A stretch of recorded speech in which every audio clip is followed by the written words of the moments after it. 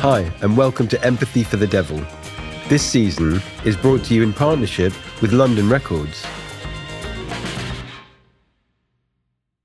In telling Sinead O'Connor's story, we will be touching on some heavy topics, including physical, emotional and sexual child abuse, childhood neglect, and the early loss of a parent. We'll also discuss mental health, depression, suicide and child loss. There will be resources in the show notes for you to check out if you're affected by any of the things we will be discussing today. My name is Sinead O'Connor, and I'm an Irish woman and I'm an abused child. The only reason I ever opened my mouth to sing was so that I could tell my story and have it heard. This is what Sinead O'Connor said publicly a few weeks after her infamous appearance on Saturday Night Live in 1992, where she ripped up a picture of the Pope live on television. Sinead was a global superstar, defined in pop culture by her definitive version of Prince's song, Nothing Compares to You, followed by 11 million album sales, as well as 6 Grammy wins and 15 nominations. Wow. She was unafraid to speak truth to power and do things her way, no matter what the cost. A self-proclaimed protest singer, she was unflinchingly principled and profoundly ahead of her time. She denounced child abuse in the Catholic Church long before the world was ready to hear it. She campaigned for women's reproductive rights decades before Ireland legalised abortion, and she was a lifelong ally of the LGBTQ+ community and raised awareness for HIV/AIDS at a time when the illness was widely stigmatised.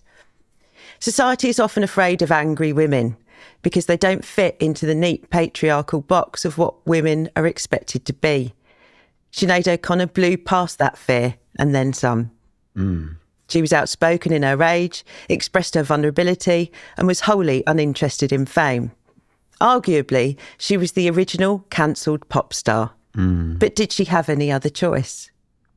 As we discuss this extraordinary woman a year after her passing, we want to ask what fuelled her relentless drive to speak out, even if it meant standing alone. I mean, wow, Sam. When you look at it like that, from a kind of bird's eye view, Sinead was a proper pioneer, wasn't she? Yeah, extraordinary is the right word. I must admit, I mean, I wanted to do Sinead O'Connor because of her, I don't know, because of that bloody video, Nothing Compares to You. And I remember how I first watched it and thought it was one of the most incredible things that I'd seen. That close-up of her face and then the tear. And I remember it really being massively impactful. I also remember when I was a kid, you know, her shaved head. And weirdly, ridiculously now, how shocking that was at the time. Yeah, it really was. And I knew some of her story. I didn't know anything near as much as I know now, having done the research. And I have to say, I am a full-on devotee. I hope we do her justice, because I don't think nearly enough has been said about her bravery and her legacy. Yeah. And that's partly the stigma, isn't it? It's kind of like people talk about Sinead O'Connor now, and there's a certain reference point that it's actually, you know, she was mentally unwell. And so therefore that is her defining characteristic. Oh no, it's that mad bird with the shaved head on the TV again. Oh Christ, what's she going to come out with now? And that's really unfair. I remember a lot of negativity actually around her. People saying things about her being difficult, but you know, as we've talked about a lot in these episodes, you know, it's not always as it seems when people behave in a way that people find difficult. And I never knew anything about her mental health journey until fairly recently, actually. And it's interesting to see how media can affect our perceptions of people, because my genuine perception was that she was difficult and that she was slightly, you know, and I'm using other people's words here, unhinged, which is, again, it's really unfair. So would you like to light the candle for Sinead? I would. Oh, thanks, Gina. So, I did say a little prayer before we started. All right, Aretha. I was going to sing then. Don't sing, Sam. This feels particularly important to me for some reason. I might cry. Don't cry yet, Sam. There's plenty of time for that. Okay, so I'm lighting the candle for Sinead. And actually, all those other girls and women who were, I don't know, treated very, very badly. Here's to Sinead. There you go. And I think the reason that I brought those girls in is because Sinead does say over and over again, when you look away from me, you're looking away from people like me that have suffered in the way I have. Yeah. And there's a kind of sense that I want to see them. Mm. Yeah. Okay, so let's start at the beginning. A very good place to start. Indeed. So Sinead was the third child of her mother, Marie, and John. They lived in a suburb of Dublin. Right. Sinead was born in 1966. She had a brother and a sister above her, and a little baby brother, I think he was only 18 months younger than her. There were some very severe mental health problems that her mother had. Right. And I think that disrupted the family unit. They weren't a particularly happy family pretty much from the get-go. And her father left her mother when and took the kids. I don't really know why that was the case with her mum. We tried to do I wanted to find out what happened to her, because it seemed to be quite integral to Sinead's story, but I couldn't really. I mean, probably suffice to say that this woman was brought up at a time where, let's see, the 1921 was a partition. Sorry, the partition? Yeah, when Northern Ireland remained part of the UK, and the rest of Ireland became an independent state. Republic, I guess it was. It was an independent state, yeah. And what happened in terms of contextually with Irish history, I mean, I'm not a historian, but it seemed that in order for Ireland to have an identity, there's or perhaps there was a vacuum left by it not being under British rule. There was a real appropriation of Catholic religious teachings that were written into law. Right. And of course, a lot of that wasn't particularly good for women's freedom in terms of their reproductive rights, in terms of their access to pregnancy terminations, contraception, and also young women weren't allowed to in any way express a deviation from this path. Otherwise they would be considered difficult. Okay. And what happened to the difficult girls, and not necessarily, well, it started with the teenage pregnancies, let's say, or unmarried mothers, would be put into, well, they were called the Magdalene laundries. The Magdalene laundries? The Magdalene laundries, yeah. Wow. So they were, broadly speaking, run by the Catholic Church, but they were supported by the state. Wow. So they were a business. They were laundries. But what actually happened is that over the decades, there were more and more laundries that were set up across Ireland, because there were more and more girls that needed to be chastised, reprimanded, kept safe from themselves off the streets. Yeah. So it's for wayward girls, in other words, in inverted commas. Sure, exactly. So this is when Sinead's mother was growing up. Is that what you're saying? Yeah, so from 1920s through to when they closed down. Yeah. So in terms of contextually what was going on in Ireland in societal terms, cultural terms, the Catholic Church teachings were adopted by law, and it was very punitive. Yeah, that's going backwards, isn't it, really? Because there's a melding of church and state. Yeah, there was no difference between church and state. Yeah. So, despite not being able to figure out much about Marie, Sinead's mum, we can imagine. So in terms of abuses suffered by Sinead, I would say that they happened from the church, the state, and a mother. Right. Wow, the three things that you're most meant to trust and rely on. Crikey. Yeah, which kind of gives you some kind of context for her life experience and all the stuff that she did and why she refused to be silent. Yeah. Because all three of those, all the people that were meant to have her welfare at heart and look after her, she was betrayed by all three, I would say. Which would completely obliterate any ability to trust. Yeah, exactly.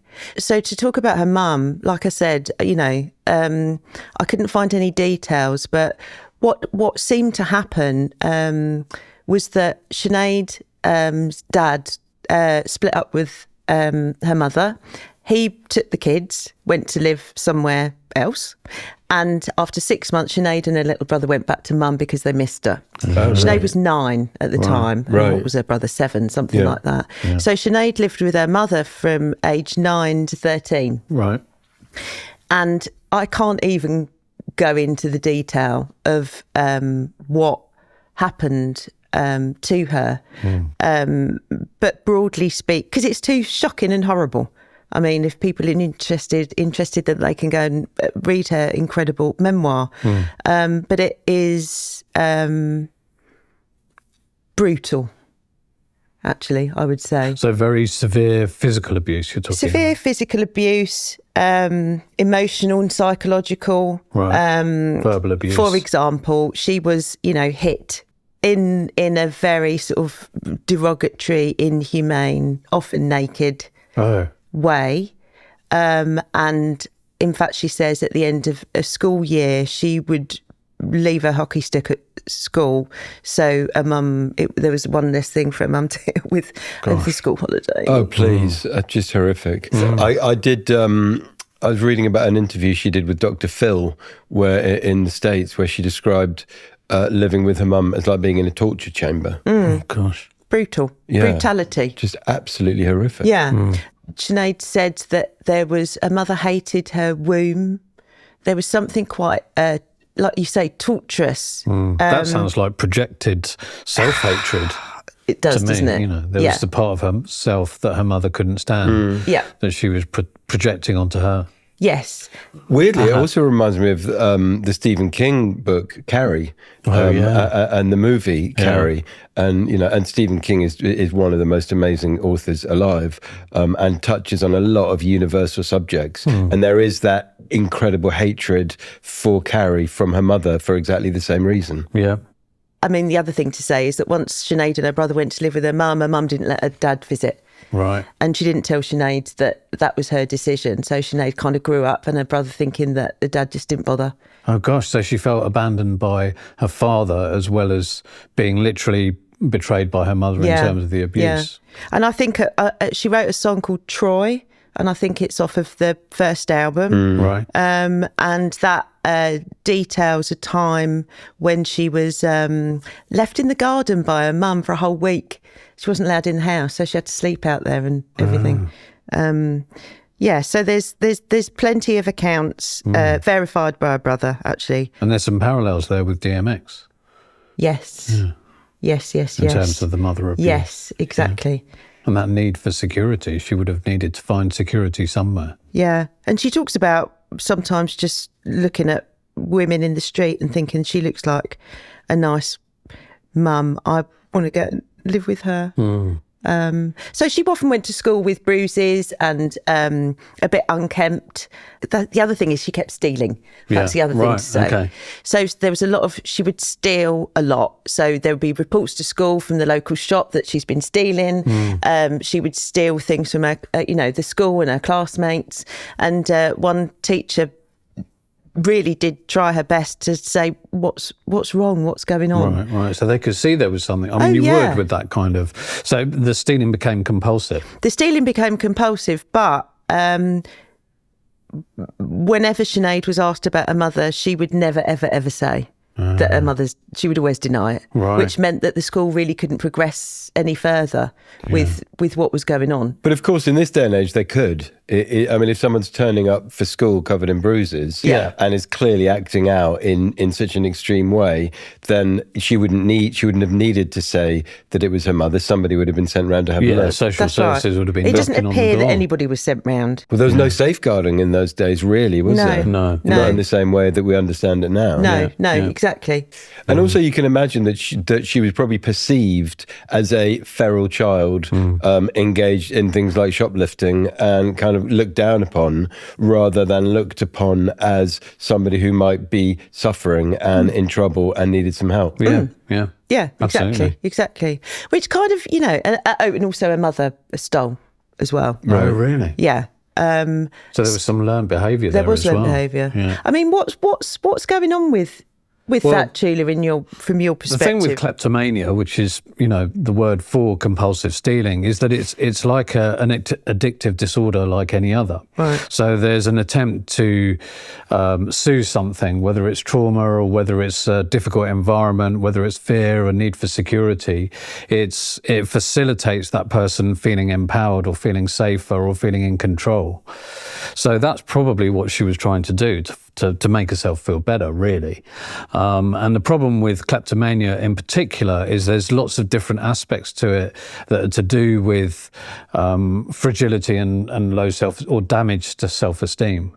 So a lot of the time people who have been traumatized will lean towards something like that compulsively because it gives them a sense of feeling okay.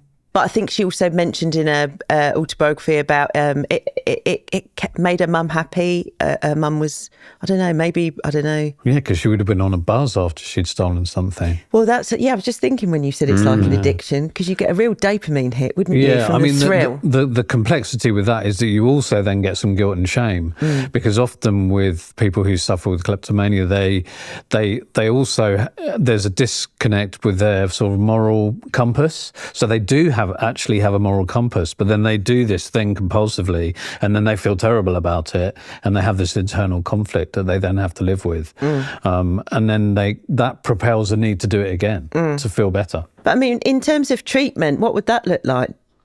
Well, really, it would be like any other addiction. You would first want to arrest the behaviour and bring someone perhaps into a treatment centre, or at least work with a clinician that was able to support someone to stop doing it long enough to sort of do the work on what it was that was underneath that was driving it. So the kleptomania, the compulsive stealing, is a solution to the problem. The question is, what's the problem? Yeah, exactly. Can you imagine if people got sent to treatment instead of sent to prison? Yeah. It's like we'd be living in a very different society, wouldn't we? Yeah, and if she was given the opportunity for someone to actually sit down and say, look, we're not going to tell you off or punish you for stealing, but let us know what's going on. What's making you do this? And actually talk to her about her home life. I mean, I like to think that that's a lot more likely to happen now. It certainly wouldn't have happened in the 70s. No. I was only born a year after Sinead, and so I grew up round about a similar time, albeit in a different country. There's nothing like that. Absolutely nothing. No, exactly. No, it was a cruel time to be brought up, I think, in the 70s. Yeah, pretty harsh. Yeah. So on one occasion with the compulsive stealing, she was caught. Right. And she was institutionalised. So she got sent to, it was like a Magdalene laundry. It was somewhere where she was sent against her will. For bad girls? There were a bunch of bad girls there. Oh my goodness. Right. Some had been there for years and years and years. There wasn't any indication when you went in when you might get out. Oh. And Sinead obviously had a terrible time there, as you can imagine, and didn't make it easy for the nuns, which I quite like. But sadly, she kept trying to run away, essentially. I'm not surprised. And yeah. And in order to stop her running away, one day she got sent to the hospice wing of the institution where the nuns had where there was a bunch of nuns that were nearing the end of their life in kind of a hospice care situation, I suppose. Not that there were any other adults there in the room, mind. Right. There were just loads of really old nuns dying. Oh, gosh. And she got locked in there overnight. Oh. Wow. That'd be terrifying. Talk about cruel and unusual punishment. Oh, my goodness. I mean, it's like a fucking horror film. It really is. I mean, when you think of it, isn't it? Stephen King. It is like a horror film. Yeah. Having said all of that about the nuns and the institution, there was one particular nun there who I think bought her a guitar and talked to her about music and recognised what an incredible voice she had. Also, in terms of Sinead's connection with music in her early years, her dad's mum, her granny, had a piano in a room that nobody was ever allowed to go in, but she used to sneak in there when she said that she heard the piano calling her. Oh. So she started to develop this relationship with her voice and with musical instruments. Right. So it really was an escape from her environment and what was going on and what was happening to her. For sure. Yeah. And her mother had an incredible record collection, very eclectic, and used to play music all the time, and that's where she got her sort of vast access to all of these LPs, which is what I did when I was a kid. You know, you go through your mum and dad's albums, don't you, and play them and start building this relationship up with this music. And finally, there was a lovely priest who spoke to her one day and said, what do you want to be when you grow up? And she said, I want to be a singer. And he went, oh, that's good. Sing once, pray twice. In other words, it's God's sort of holy work. If you sing a song, it equals two prayers. Really? Right. And it sounds like music was a bit otherworldly for her. Like the thing about the piano calling her and sing once, pray twice. It sounds like there was almost like a mystical relationship with it. Element. Yeah, she was very, very connected to a sort of otherworldliness, other sort of beings. The magic in things or the wonder. You know, she had these big eyes, didn't she? These big gorgeous eyes, and she could see so much beauty despite the sort of brutality in the nature of how she was brought up. And again, that's kind of the opposite, the sort of dualistic nature of good and evil, isn't it? And light and dark, and you know, there was that horrible, vicious, brutal upbringing, but it pushed her into her imagination and into relationship with these musical instruments and these artists that she heard her mum playing, and she saw that as an escape from reality. She said she didn't like to live in reality. She wanted to and when she was with music singing, she wasn't in that world anymore. She could disconnect from the pain. So whilst Sinead had left the laundry and she was in her mid to late teens, when she was 18, her mum died in a car crash. Oh, right. Yeah. Okay. Wow. And I wonder, actually, how that would have impacted her. But as the years went by, she would talk about a relationship with her mother a lot, both in terms of her cruelty, but also with compassion. As a woman, in terms of how she grew up.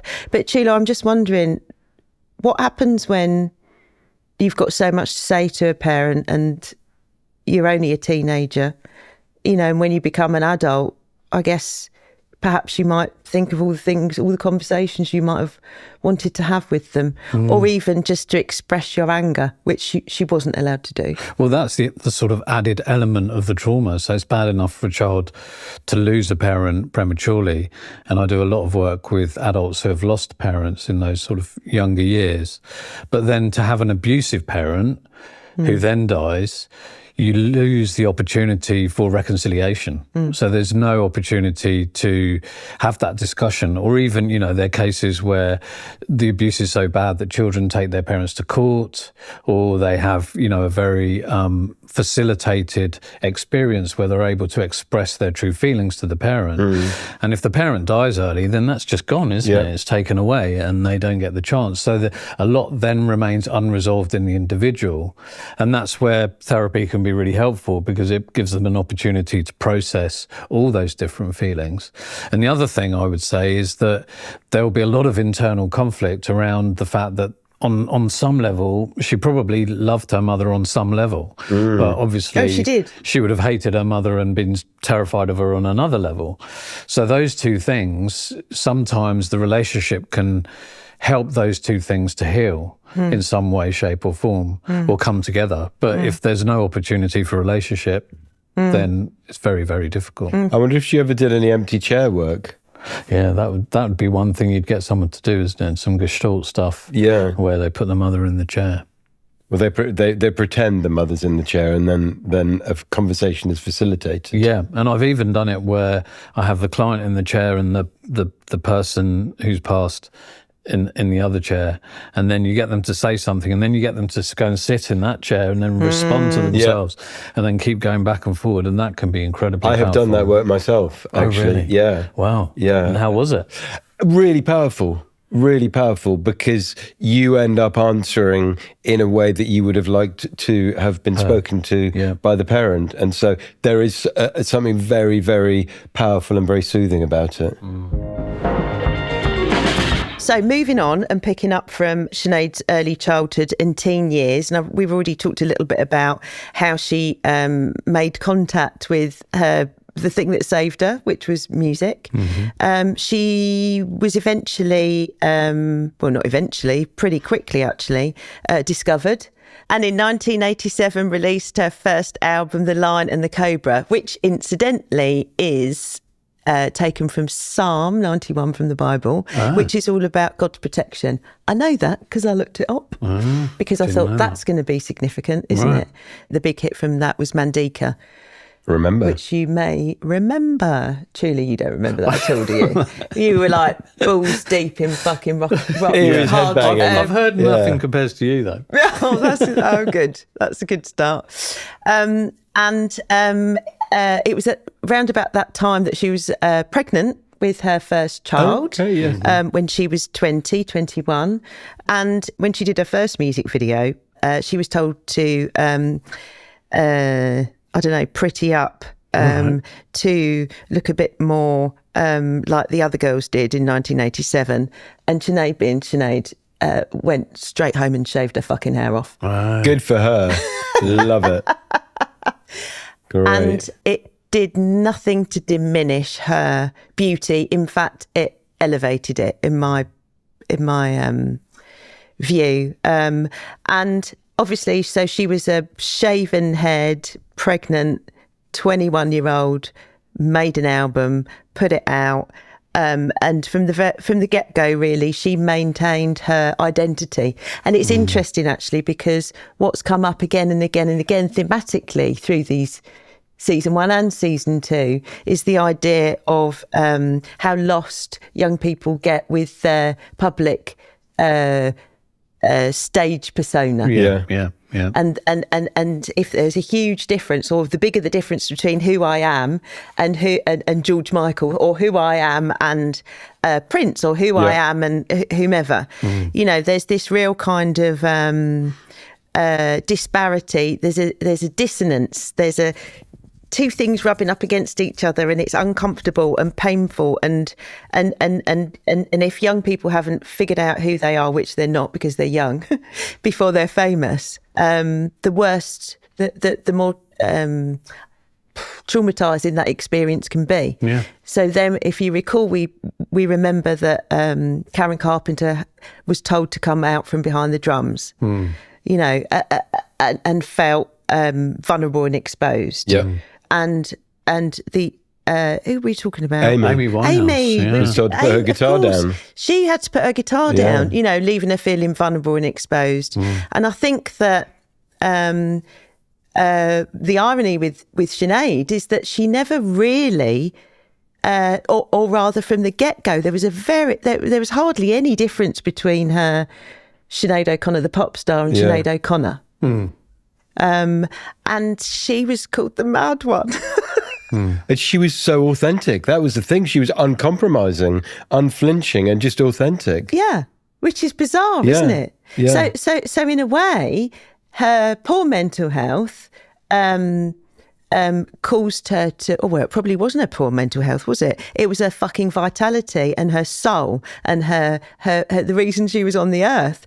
Because I think she speaks from the future. You know, I looking on it now, you know, she prophesized. Yeah. And it's almost like, you know, and I take that back. It wasn't a mental health that caused that. It was something in her. And despite her mental health, she needed to see it through. And this culminated with a Saturday Night Live performance. She had 2 big albums before the Saturday Night Live performance in 1992. She had been unrepentant in her quest to be herself, and her mother had died. She'd gone round to her mum's house. There'd been a picture of the Pope that had been in her mother's room ever since she could remember. She took it. And unbeknownst to everybody else, took it to the Saturday Night Live performance. Oh, right. Okay. The Saturday Night Live people knew she was going to do a rendition of a Bob Marley song. They knew she was going to do that.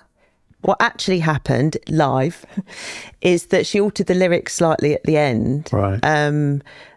With reference to abuse, and held up a picture, her mother's picture of the Pope, and ripped it up. Wow. So it's so deeply personal as well, a real public expression of something really deeply personal. Yeah, and a real pushback against her culture, really, or the religion of her culture. And apparently the Saturday Night Live producer took down the, just removed the applause sign, and everybody was stony silent. And then she walked off. And there was absolute fucking mayhem that broke out after that. I remember.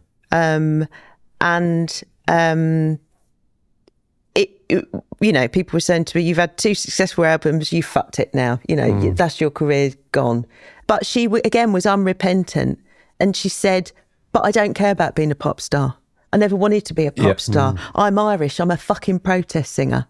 And who was kind of in the backlash? Who was really annoyed about that? Because I know that there's a lot of people who 2 billion Catholics globally. Right.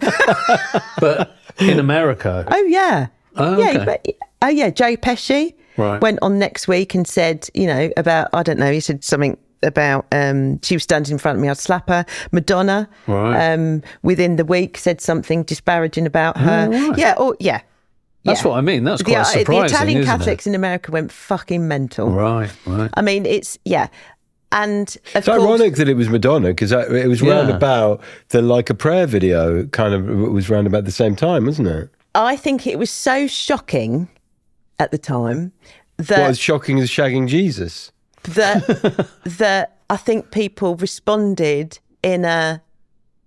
What, just a knee-jerk reaction? Very knee-jerk, very black and white. It wasn't nuanced. It was, and the Americans probably didn't know an awful lot about her, and... Well, it was also way before all the paedophilia had come out in the Catholic Church. She was very ahead of her time, wasn't she? I think it was about 10 years before the Washington Post did the expose on the stuff, Spotlight, which there's a great movie about it, actually. Amazing movie, Yeah. And in fact, Sinead wrote to the Washington Post. Really? Yeah, she went through this huge period after Saturday Night Live. I mean, I say, of not doing much. She released 8 albums.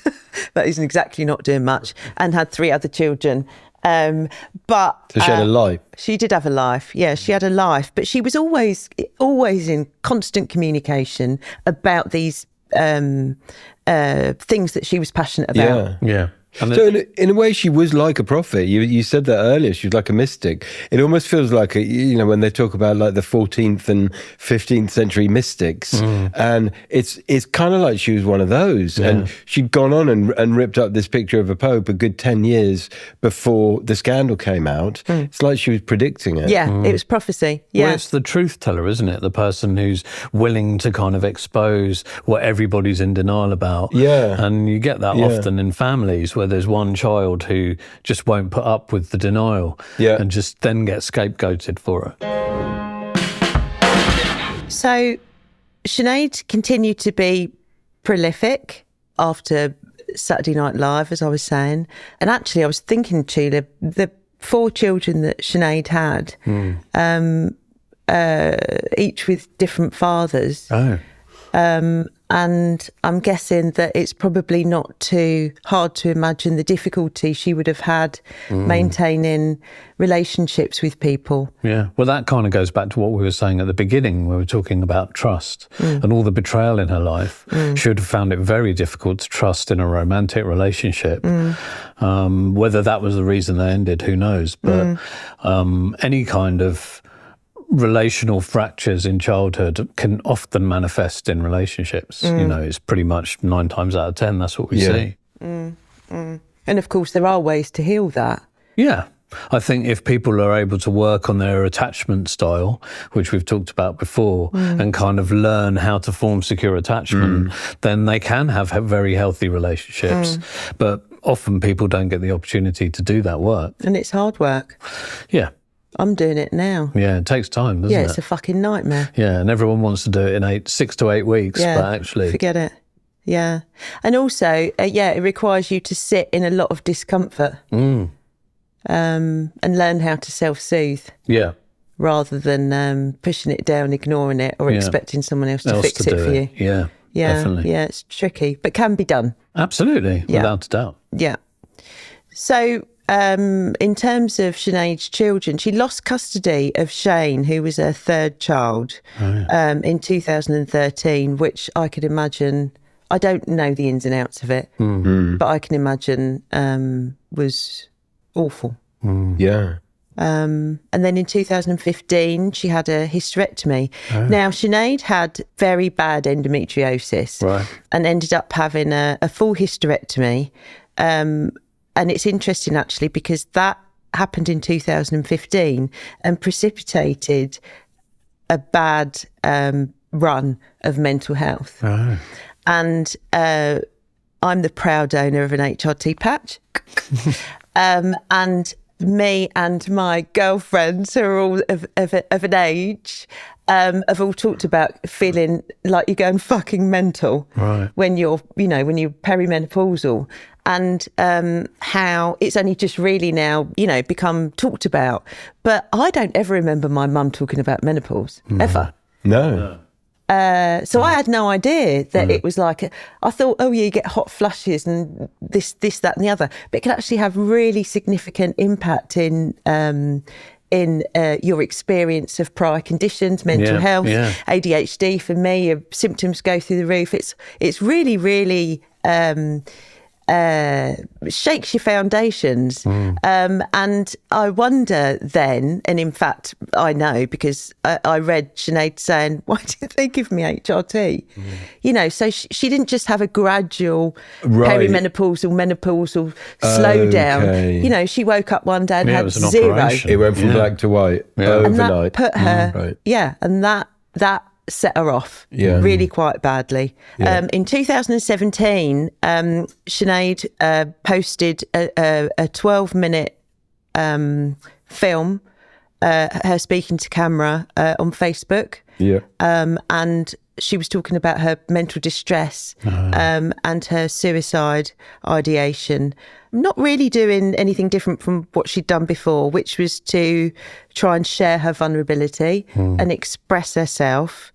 And I did watch it. I didn't even watch it all because it was too distressing. It was someone in an awful lot of pain expressing their pain in a way that people who are in that kind of pain express it. And once again, she was being real and authentic. And the thing is that the fallout was absolutely atrocious.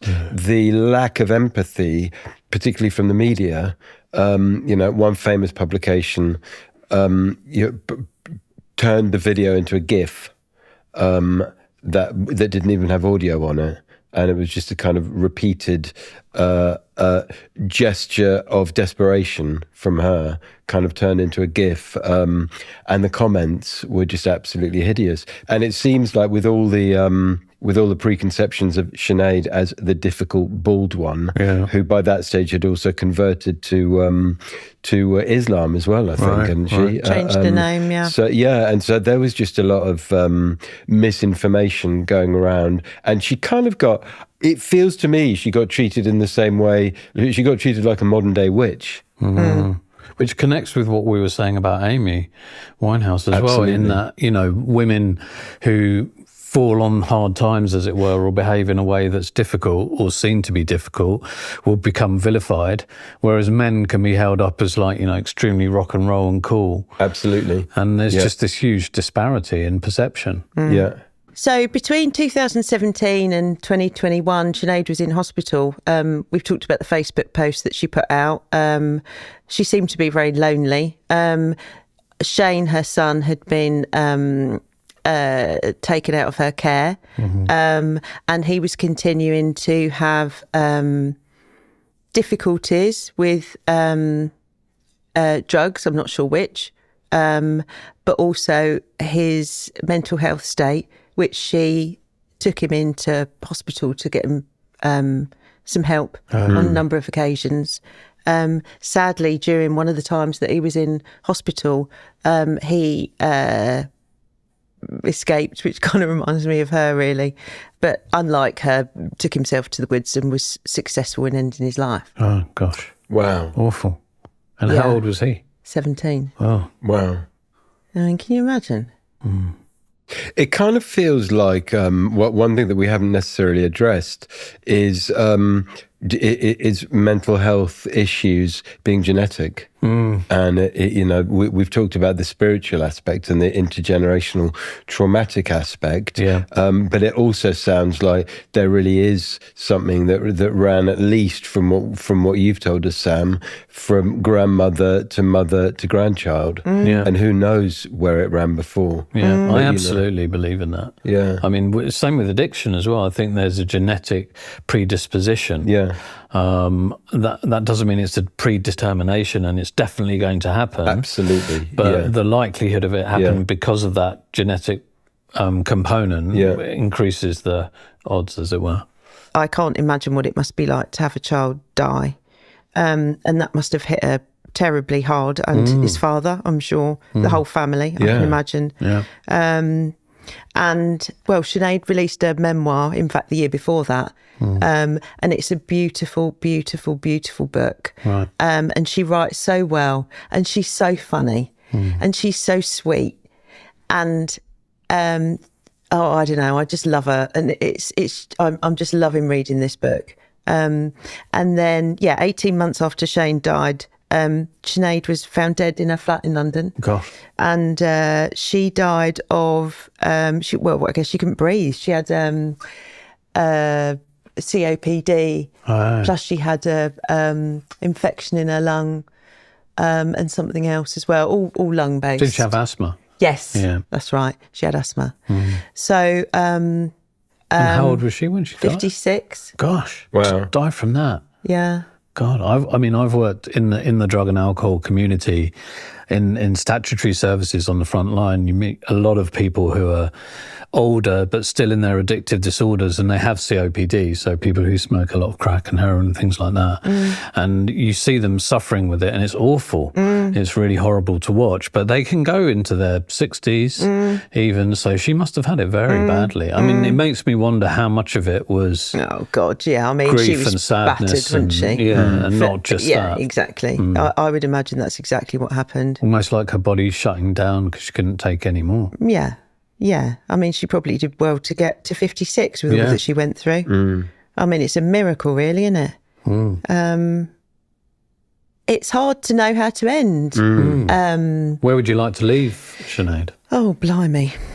Do you know what? I can imagine that if you were 21, you were just about to have your album out, you've met what would definitely be one of the loves of your life. And you've got your whole life ahead of you.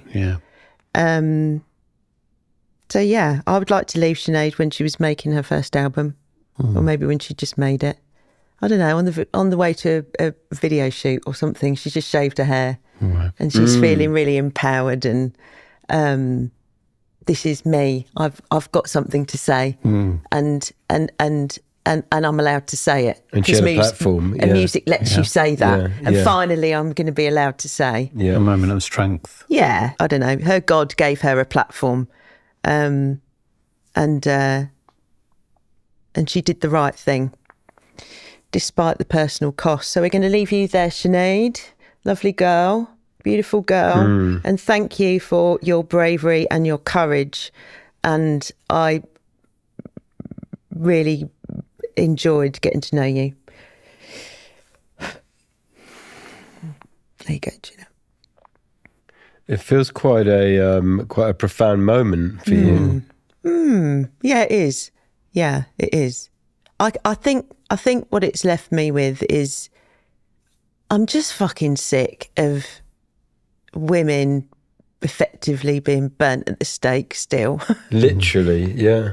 You know, whenever they step out of the norm. It makes me think of Britney Spears when she shaved her hair off. It's just an act of rage and defiance, isn't it? Also, in particular, I think what's really coming out of here again is the demonisation of women who are suffering from mental health issues. Yeah.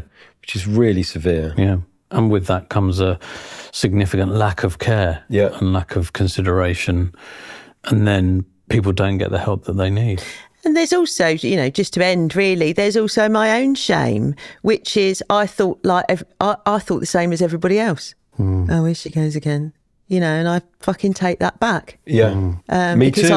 I was complicit in that, and I'm ashamed of myself, and I don't want to be like that anymore. You know, so well, you're not. I mean, by being here doing this podcast, telling this story, we've all revised our attitudes and approaches and opinions. And you know, I have in the past thought the same thing before I was able to think for myself about things like that. And hopefully, this podcast is gonna help other people to come to the same conclusion. Yeah. Right. So, Sam, have you got a one for the road? I most certainly have, Matthew. Okay. It is. Bring it on. The Women Who Run with Wolves, and it's by Clarissa Pinkola Estes. And it's a pretty well-known book. Yeah. And it really unpacks the idea of women that have lost touch with the wildness of them, which actually, you know, in modern day parlance, wild means unhinged. Can mean it, you know, in a derogatory way, but actually what she's looking at is reclaiming the sort of sacred feminine, you know, where wild really means to live with nature in your truest essence. It's a fantastic book. I recommend it thoroughly. Cool. That's all for today. We'll be back next week to discuss the infamous life and career of Sid Vicious. If you've enjoyed this podcast, please be sure to give it a 5 out of 5 rating and a thumbs up, and leave a nice comment and tell a friend. Any comments, questions or requests for artists, we're on Instagram at we_are_attune. And don't forget to check out season 1 as well. Thanks so much for joining us, and we will see you next time. Bye. Bye. And if you've enjoyed Empathy for the Devil, why not check out Hit That Perfect Beat, the London record story, a deep dive into the iconic label behind some of the biggest hits of the last 50 years. See our show notes for more details.